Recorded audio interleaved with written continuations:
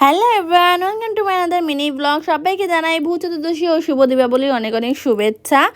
তো কালকে যেহেতু ভূত চতুর্দশী ছিল, আমাদের 14 শাক খাওয়ার নিয়ম আছে, আর 14 প্রদীপ দেওয়ারও অনেকে দিওয়ালির দিন দেয়, বাট আমাদের কালকে ছিল। তো ছাদে উঠে যখন প্রদীপ দিচ্ছিলাম, দেখছিলাম চারপাশটা এত সুন্দর লাইট আমার দারুণ লাগে জাস্ট।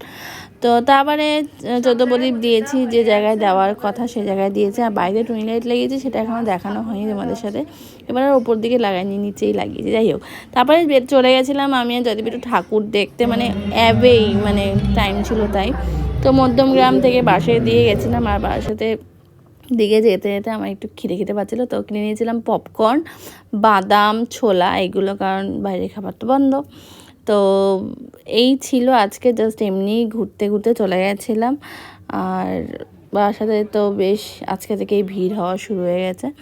তো আজকে ব্লগটা এখানেই রাখছি, তো দেখা হচ্ছে নেক্সট ব্লগে।